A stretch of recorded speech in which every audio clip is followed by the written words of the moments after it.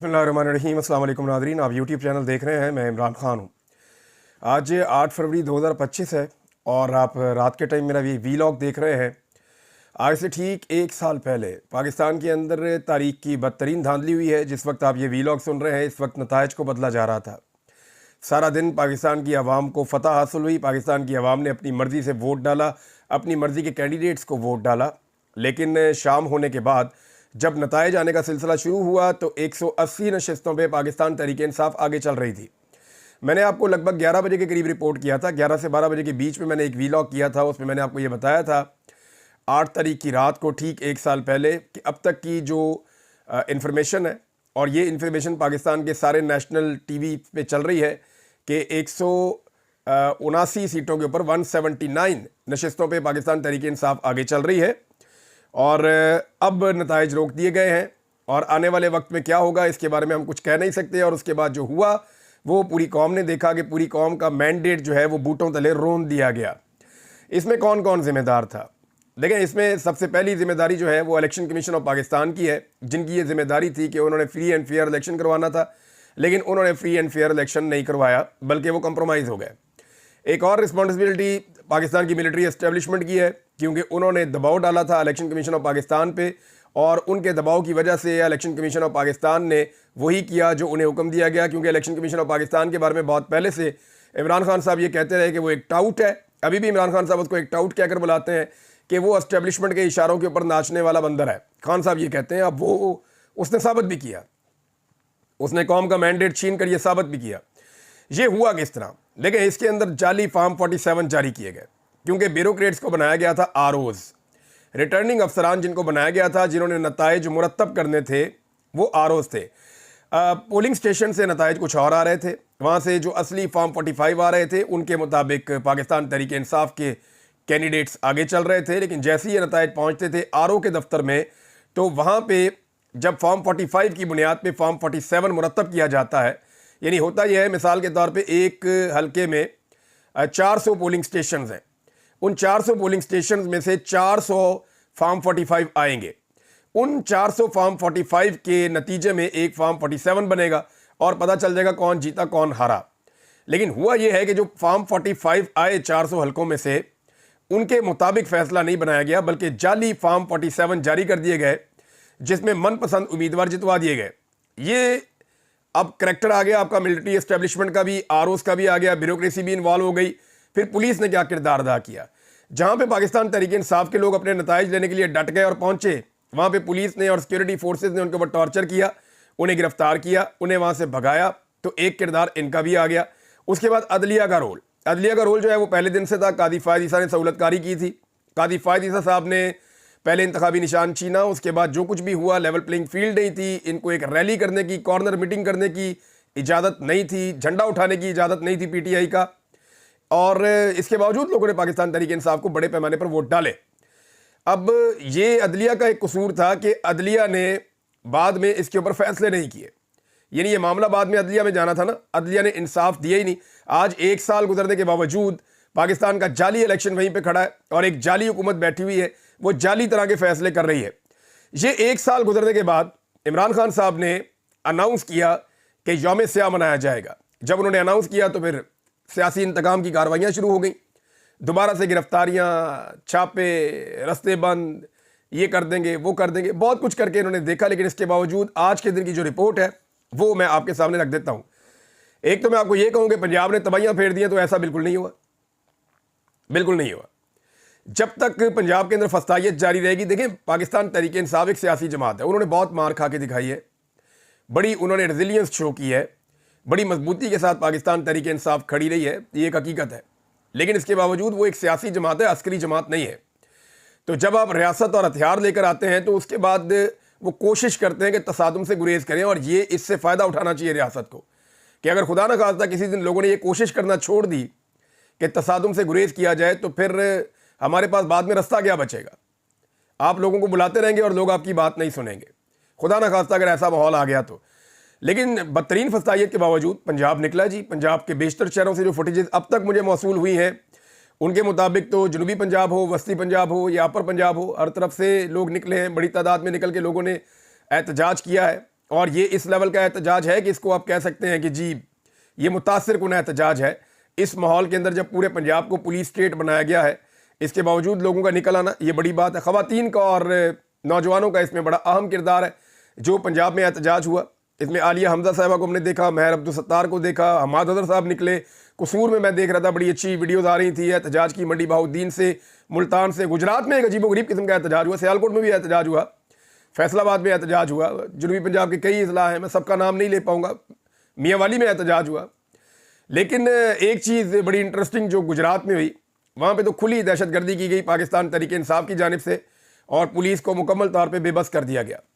गुजरात के शहरियों ने बहुत सारे गुब्बारे जो हैं, बैलून जो हवा में उड़ने वाले गुब्बारे होते हैं, हीलियम गैस वाले, वो बहुत सारे गुब्बारे तैयार किए और उनके साथ पाकिस्तान तहरीक इंसाफ के झंडे बांध के हवा में छोड़ दिए।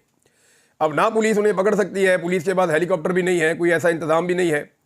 तो गुजरात की फ़िज़ाओं में बड़े लंबे अरसे के बाद पाकिस्तान तहरीक इंसाफ के झंडे कोई इधर से उधर जा रहा है, कोई उधर जा रहा है, तो झंडे लहरा रहे थे। तो ये पुलिस के लिए बड़ी सुबकी का बायस बना और ये विजुअल पाकिस्तान के सोशल मीडिया पे बड़े वायरल भी हुए हैं। रावलपिंडी के लोगों ने बड़ा अच्छा एहतजाज किया। कुछ लोग जो है वहाँ से लोगों की एक अच्छी तादाद जो है वो स्वाबी की तरफ गई, इस्लामाबाद से लोग स्वाबी की तरफ गए, क्योंकि पाकिस्तान तहरीक इंसाफ का जो सबसे बड़ा इकट्ठ हुआ है वो स्वाबी में हुआ है।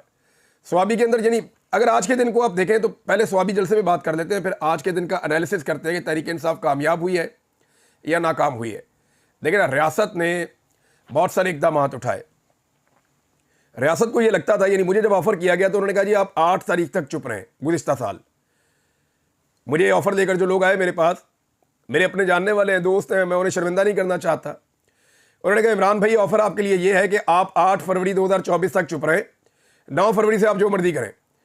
तो धांधली करने वालों का अंदाज़ा ये था कि 8 फरवरी को खेल ख़त्म हो जाएगा और 9 फरवरी से कोई कुछ भी करेगा फ़र्क नहीं पड़ेगा। लेकिन असल खेल तो शुरू हुआ 9 फरवरी से, जब पाकिस्तान की आवाम ने हार मानने से इनकार कर दिया। लीडर जेल में बैठा हुआ है, जब भी उसने कॉल दी लोग बाहर निकल आए। तो अब 1 साल गुजरने के बाद सिचुएशन ये है कि दफ़ा 144 भी लगानी पड़ती है, लोगों को गिरफ्तार भी करना पड़ता है, छापे मारने पड़ते हैं। अपोजिशन लीडर को आज़ाद कश्मीर से गिरफ्तार कर लिया, वहाँ पर भी एहतजाज चल रहा है, सारा दिन चलता रहा मुख्तलिफ जगहों पर। तो अगर आप प्लस और माइनस करें तो ये पता चलता है कि गोलियाँ चलाने के बावजूद, लापता करने के बावजूद, टॉर्चर करने के बावजूद, ज़बरदस्ती हुकूमतें बनाने के बावजूद ये लोगों ने हार नहीं मानी, लोग पीछे हटे नहीं। यानी नॉर्मली ऐसा होता है ना कि लोगों का एक स्टेमिना होता है कि ठीक है यहाँ तक हम चलेंगे, इससे आगे हम कहाँ जाएंगे। तो लोग एक वक्त आती है, लोग कहते हैं ठीक है भाई इनकी हुकूमत बन गई है, दोबारा इलेक्शन आएगा तो देखेंगे। लेकिन यहाँ पे लोगों को सब्र नहीं आ रहा। उसकी 2 बड़ी वजूहात हैं। एक, ये हुकूमत डिलीवर नहीं कर पा रही, अगर ये डिलीवर कर रहे होते तो शायद लोगों को सब्र आ जाता। दूसरी वजह यह है कि लोगों का जो लीडर है वो जेल के अंदर है, तो लोगों को ये लगता है कि वो एक ज़्यादती भी हो रही है। तो जब आप इन दोनों फैक्टर्स को देखते हैं तो लोगों को सब्र नहीं आ रहा और लोग लगातार एहतजाज कर रहे हैं। स्वाबी वाला जो जलसा हुआ वो एक बड़ा तगड़ा जलसा था और पाकिस्तान तहरीक इंसाफ ने स्वाबी के अंदर जो बड़े पावर शोज़ किए उनमें से एक था। लोगों की बहुत बड़ी तादाद पहुंची है, तकारीर बड़ी जज्बाती थी वहाँ पे। उसके हवाले से हम अगले वीलॉग में बात करेंगे, क्योंकि यहाँ पे मेरे पास इमरान खान साहब के हवाले से जो ख़त मैंने आपको पिछले वीलॉग में पहले भी इंकशाफ कर दिया था हमने कि इमरान खान साहब का एक ख़त और आने वाला है आर्मी चीफ के नाम, और अभी ये सिलसिला रुका नहीं है। अभी आप देखते जाएं तमाशा होगा क्या और ये वजह क्या है वो भी आपको मैं बताता हूँ। लेकिन जो स्वाबी वाला जलसा है वो एक तगड़ा पावर शो था। उसने ये बताया कि गोलियां चलने के बावजूद लोगों ने इमरान खान का साथ नहीं छोड़ा। अब ये पाकिस्तान तहरीक इंसाफ को इससे सबक सीखना चाहिए कि जब लोग इमरान खान के साथ खड़े हैं तो तहरीक इंसाफ की क़यादत को लोगों के साथ खड़े होना चाहिए। जो कुछ 26 नवंबर को इस्लामाबाद डी चौक में हुआ उसके लिए पाकिस्तान तहरीक इंसाफ की एफर्ट बहुत कम है। तहरीक इंसाफ को ये बात समझनी होगी कि जिनके दरवाजे पे लीडरशिप जाने की कोशिश करती है या तहरीक इंसाफ की लीडरशिप जहां मामलात को तय करने की कोशिश करती है, उनकी तरफ से हमेशा मायूसी होती है और आवाम की तरफ से कभी मायूसी नहीं होती। आवाम ने इमरान खान की कॉल पे हमेशा लब्बैक कहा है। तो अब पाकिस्तान तहरीक इंसाफ को आवाम पे भरोसा करना पड़ेगा और आने वाले दिनों में दिखाई भी यही दे रहा है, क्योंकि ये निज़ाम इमरान खान को बगैर डील के छोड़ेगा नहीं और इस निज़ाम की मर्जी की डील करके इमरान खान बाहर आएगा नहीं। बीच का रास्ता जो है वो उसकी गुंजाइश बहुत कम है। यानी अगर मैं परसेंटेज में बताऊं तो 90% उम्मीद है कि बीच का रास्ता नहीं निकलेगा, दोनों में से एक फरीक को बात माननी पड़ेगी। और अगर 10% की उम्मीद है कि बीच का रास्ता निकल आएगा तो वो तो फिर ठीक है, अच्छी बात है। लेकिन बीच का रास्ता निकलता हुआ दिखाई नहीं दे रहा, ना इमरान खान मान रहा है, ना निज़ाम को वारा खाता है वो वाला इमरान खान, जो बगैर डील के बाहर आएगा। तो ऐसे में अवामी प्रेशर बढ़ाना पड़ेगा, फैसला सड़कों के ऊपर होगा, और ये बात अब सब कह रहे हैं। तो ये आज का दिन पाकिस्तान तहरीक इंसाफ के लिए इसलिए हौसला अफजा है कि तहरीक इंसाफ को उनके अंदर भी ये बात हो रही थी कि कारकुनों में मायूसी है। कई जगहों पे जो लीडरशिप गई कारकुनों के पास तो लोगों ने शिकवे किए, गिले किए, उन्होंने कहा जी हमारे साथ ज्यादतियाँ हो रही हैं। लोगों ने यहाँ तक कहा जी कि जो हमारे कारकुन शहीद हुए उनके बारे में क्या किया गया है, जो लापता हुए उनके बारे में क्या किया गया है। तो लोग सवालात उठाते हैं ना, मुख्तलिफ जगह पे बात करते हैं। लेकिन इसके बावजूद जब इमरान खान ने बुलाया तो लोग दोबारा निकल कर आ गए। तो पब्लिक ने मायूस नहीं किया एक मरतबा फिर पाकिस्तान तहरीक इंसाफ को। अब अगर दोबारा ये अपना मोमेंटम बनाते हैं तो क्या बन पाएगा? तो आज के दिन की असेसमेंट ये कहती है कि बन जाएगा। तहरीक कभी भी एक दिन में चलती नहीं है कि आप अनाउंस करें फलां तारीख से तहरीक शुरू हो जाएगी, वो नहीं हो सकता। ये एक मोमेंटम होता है। ये एक जलसा हो गया, इसके बाद एक और होगा, फिर एक और होगा, फिर पंजाब में कोशिश करेंगे, फिर इस्लामाबाद में कोशिश करेंगे, फिर एक और जलसा होगा। तो जब तवातर के साथ जलसे होते जाएंगे तो 5, 6, 7 जलसों के अंदर एक मोमेंटम बन जाता है तहरीक का। जैसे आपको याद होगा इमरान खान साहब ने अगस्त में शुरू किया था जलसों का सिलसिला, तो मोमेंटम जाके बना था अक्टूबर में, यानी 2 महीने लगे थे, पूरा एक मोमेंटम तैयार हो गया था। अगर अभी पाकिस्तान तहरीक इंसाफ इस सिलसिले को शुरू कर देती है, 8 फरवरी है आज के दिन में, तो ये आप समझ लें कि मार्च के एंड या अप्रैल के मिड में कहीं जाके ये तहरीक अपने उरूज पे पहुंच सकती है, अगर तो इसको एक तहरीक बनना है। तो तहरीक इंसाफ के कुछ लोग अब क्लेम कर रहे हैं, जिस किस्म का दबाव आ रहा है, देखें अमेरिका में बहुत तेजी से डेवलपमेंट्स हो रही है, वहां पे पार्लियामेंट के अंदर भी आवाज उठाई गई है। अब डोनाल्ड ट्रंप के सामने मामला रखा जाएगा उनके करीबी साथियों की जानिब से। जो विल्सन जो है वो आम आदमी नहीं है, ये 3-4 बड़ी इंपॉर्टेंट कमेटी है, उनका मेंबर है। उनमें एक कमेटी वो है जो ये फैसला करती है कि फौजी इमदाद किन मुल्कों को दी जाएगी और किन वजूहात पे दी जाएगी। तो ये बड़ी इंपॉर्टेंट कमेटी है पाकिस्तान की मिलिट्री एस्टेब्लिशमेंट के तनाजुर से भी, और भी दीगर कमेटियों के अंदर वो है। तो इसमें हम ये, यानी वो आम आदमी नहीं है, वो अब आवाज़ उठा रहा है, वो ये कहता है कि मैं ट्रंप एडमिनिस्ट्रेशन से भी बात करूंगा। रिचर्ड ग्रेनल का पॉइंट ऑफ व्यू आपने पहले सुना है, और बहुत सारे दीगर अमेरिकन जो हैं वो ओवरसीज पाकिस्तानियों से राब्ते में है। तो वो ये क्लेम करते हैं कि ये मामला दबाव का बढ़ेगा, ना सिर्फ अमेरिका से बल्कि बरतानिया से और यूरोप से। अब जिस किस्म का एहतजाज पूरी दुनिया में हुआ है वो मैं आपको अगले वीलॉग में रिपोर्ट करूंगा, लेकिन इस एहतजाज की आलमी कवरेज क्या हुई है ये भी हम नेक्स्ट के अंदर बात करेंगे, ताकि तमाम खबरें और मनाजिर हमारे पास आ जाएं। अब जरा इमरान खान साहब का लेटर आप देख लीजिए, ये इंपॉर्टेंट है, मैं आपके सामने रख देता हूँ। इमरान खान साहब ने एक नया ख़त लिखा है आर्मी चीफ को। मैंने आपको पिछले वीलॉग में बताया था कि खान साहब ख़त लिखने जा रहे हैं, और ये सिलसिला भी रुकना कोई नहीं है, ये दूसरा ख़त है। अब जरा ख़त आपको मैं पढ़ के सुना देता हूँ। इमरान खान कहते हैं कि मैंने मुल्क व कौम की बेहतरी की खातिर नेक नियति से आर्मी चीफ के नाम खुला ख़त लिखा, ताकि फ़ौज और अवाम के दरमियान दिन ब दिन बढ़ती हुई खलीज को कम किया जा सके, मगर इसका जवाब इंतहाई गैर संजीदगी और गैर जिम्मेदारी से दिया गया। मैं पाकिस्तान का साबिक वज़ीर आज़म और मुल्क का सबसे मकबूल और बड़ी सियासी जमात का सरबराह हूँ। मैंने अपनी सारी ज़िंदगी आलमी सतह पर मुल्क और कौम का नाम रोशन करने में गुजारी है। 1970 से अब तक मेरी 55 साल की पब्लिक लाइफ और 30 साल की कमाई सबके सामने है। मेरा जीना मरना सिर्फ़ और सिर्फ पाकिस्तान में है। मुझे सिर्फ़ और सिर्फ अपनी फ़ौज के तासुर और अवाम और फ़ौज के दरमियान बढ़ती खलीज के मुमकिना मुज़म्मरात की फ़िक्र है, जिसकी वजह से मैंने ये ख़त लिखा। मैंने जिन 6 नकात की निशानदेही की है, अगर इन पर अवामी राय ली जाए तो 90% अवाम इन नकात की हमायत करेगी। अवामी राय वैसे हम ले लेते हैं, मैं एक ट्वीट कर देता हूँ कि इमरान खान साहब ने जो 6 नकात लिखे हैं क्या आप उसके हक़ में हैं, एक ट्वीट करके देखते हैं लोग क्या राय देते हैं, बहरहाल पता चल जाएगा। फिर इमरान खान साहब कहते हैं जी एजेंसीज़ के ज़रिए प्री पोल धांधली और इलेक्शन के नताइज तब्दील करके अर्दली हुकूमत कायम करना, ये पहली चीज़ बताई थी उन्होंने। अदलिया पर कब्जे के लिए पार्लियामेंट से गन पॉइंट पर 26वीं आईनी तरमीम करवाना और पॉकेट जजेस भर्ती करना, ये दूसरी चीज़ बताई थी उन्होंने। जुल्म और जबर के खिलाफ उठने वाली आवाज़ों को बंद करने के लिए पीका जैसे काले कानून का इतलाक करना, तीसरा। चौथा, सियासी अदम इस्तेहकाम और जिसकी लाठी उसकी भैंस की रीत डालकर मुल्क की मईशत की तबाही। पांचवा, मुल्क की सबसे बड़ी सियासी जमात को मुसलसल रियासती दहशतगर्दी का निशाना बनाना और तमाम रियासती इदारों का अपने फ़राइज़ छोड़कर सियासी इंजीनियरिंग और सियासी इंतकाम में शामिल करना न सिर्फ अवामी जज्बात को मजरू कर रहा है बल्कि अवाम और फ़ौज में खलीज को भी मुसलसल बढ़ा रहा है। ये आखिरी चटा था। अब इमरान खान साहब आगे अपने जो नए लेटर के अंदर लिख रहे हैं आर्मी चीफ को, मैं वजह आपको बाद में बताऊंगा कि ये लेटर ऐसे क्यों आया।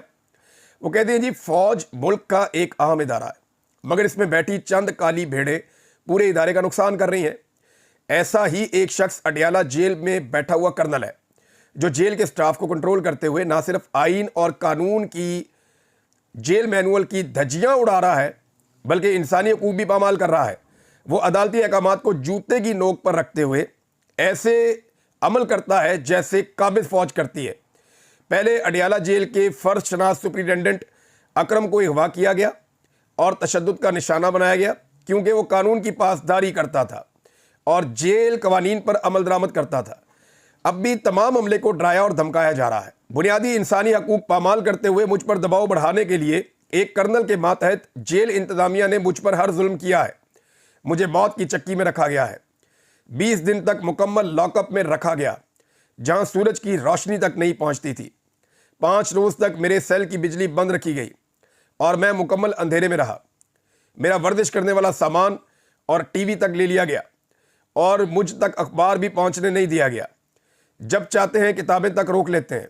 इन 20 दिनों के अलावा मुझे दोबारा भी 40 घंटे लॉकअप में बंद रखा गया। मेरे बेटों की पिछले 6 माह में सिर्फ 3 मरतबा मेरी बात करवाई गई है। इस मामले में भी अदालत का हुक्म ना मानते हुए मुझे बच्चों से बात नहीं करने दी जाती, जो मेरा बुनियादी और कानूनी हक है। मेरी जमात के अफराद दूर दराज इलाकों से मुझसे मुलाकात के लिए आते हैं, मगर उनको भी अदालती ऑर्डर के बावजूद मुलाकात की इजाज़त नहीं मिलती। पिछले 6 माह में गिनती के चंद अफराद को ही मुझसे मिलवाया गया है। इस्लामाबाद हाई कोर्ट के वादे अहकामात के बावजूद मेरी अहलिया से मेरी मुलाकात नहीं करवाई जाती। मेरी अहलिया को भी कैद तन्हाई में रखा गया है। गन पॉइंट पर करवाई गई 26वीं आईनी तरमीम के जरिए अदालती निज़ाम पर कब्जे और कोर्ट पैकिंग का मकसद इंसानी हकूक की पामालियों और इंतखाबी फ्रॉड की पर्दापोशी और मेरे खिलाफ मुकदमात में मनपसंद फैसलों के लिए पॉकेट जजेस भर्ती करना है, ताकि अदलिया में कोई शफाफ फैसले देने वाला ना हो। मेरे सारे केसेस के फैसले दबाव के जरिए दिलवाए जा रहे हैं। मुझे गैर कानूनी तौर पर 4 सजाएं दिलवाई गई हैं। मेरे खिलाफ फैसला देने के लिए जज साहिबान पर इतना दबाव होता है कि एक जज का ब्लड प्रेशर 5 मरतबा हाई हुआ और उसे जेल अस्पताल में दाखिल करवाना पड़ा।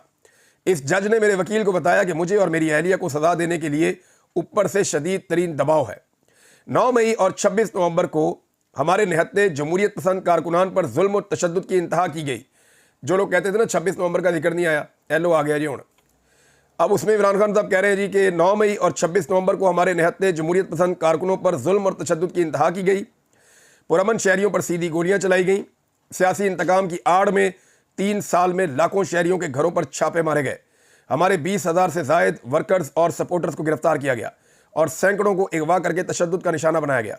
हज़ारों बेगुनाह लोगों को कई माह झूठे केसेस में जेलों में रखा गया। एजेंसीज के दबाव पर हमारे 2,000 से जायद वर्कर्स, सपोर्टर्स और पार्टी लीडर्स की जमानत की दरखास्तें अब तक हाई कोर्ट के जजेस इल्तवा में रखकर बैठे हुए हैं। जैसा सलूक पिछले 3 साल में हमारी खवातीन के साथ किया गया, वो इंतहाई शर्मनाक और अफसोसनाक है। पाकिस्तान की तारीख में कभी सियासतदानों की घरेलू खवातीन को इस तरह तशद्दुद का निशाना नहीं बनाया गया। इससे जाहिर होता है कि हमारी इखलाकियात किस कदर पस्ती पर हैं। बुजुर्ग खवातीन और जवान बच्चियों को जेलों में रखा गया। मेरी अहलिया डॉक्टर यास्मीन राशिद, जो 75 साल की कैंसर की मरीजा हैं, मेरी दोनों बहनें जिनकी उम्र 65 साल से जायद है, उन समेत सैकड़ों खवातीन को बेजा पाबंद सलासल रखा गया और इनकी हया का तकद्दुस पामाल किया गया। नबी पाक सल्लल्लाहु अलैहि वसल्लम के दौर में औरतों, बुजुर्गों और बच्चों को तंग नहीं किया जाता था। हमारे दीन का हुक्म तो यह है कि जंगी हालात में भी दुश्मन की औरतों और बच्चों से भी बदसलूकी ना की जाए और यहाँ अपनी हम वतन माओ बहनों बेटियों का लिहाज नहीं रखा जा रहा।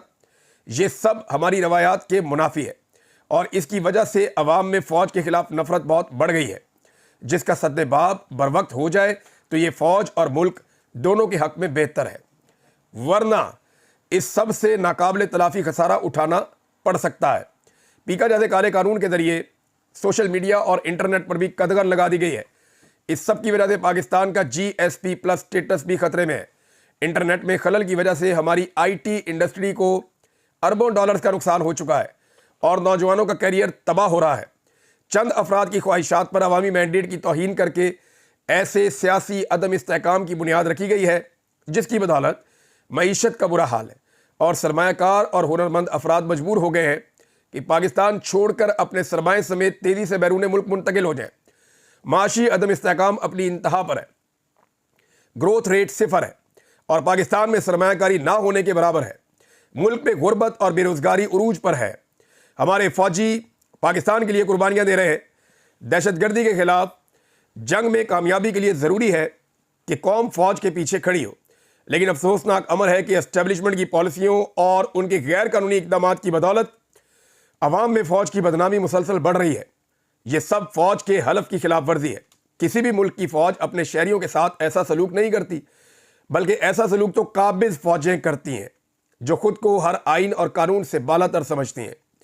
मुल्क की इस्तेहकाम और सलामती के लिए नागुज़ीर है कि फौज और अवाम के दरमियान जो खलीज पैदा हो गई है, इस बढ़ती हुई खलीज को कम करने के लिए सिर्फ एक ही सूरत है, और वो है फौज का अपनी आइनी हुदूद में वापस जाना, सियासत से खुद को अलहदा करना और अपनी मुतय्यन करदा जिम्मेदारियां पूरी करना। और ये काम फौज को खुद करना होगा, वरना ये बढ़ती हुई खलीज कौमी सलामती की इस्तिलाह में फॉल्ट लाइंस बन जाएंगी। ये जी इमरान खान साहब का स्टेटमेंट है। चलिए अगले वीलॉग में आपको बताता हूँ कि इमरान खान साहब ने ये खत क्यों लिखा और इसके बाद कौन सा खत आ रहा है और ये सिलसिला कैसे रुकेगा और इस सिलसिले की वजह क्या है। ये चीज़ें आपको बताता हूँ अगले वीलॉग में। अब तक के लिए इतनी, अपना ख्याल रखिएगा, अपने चैनल का भी। अल्लाह हाफिज़।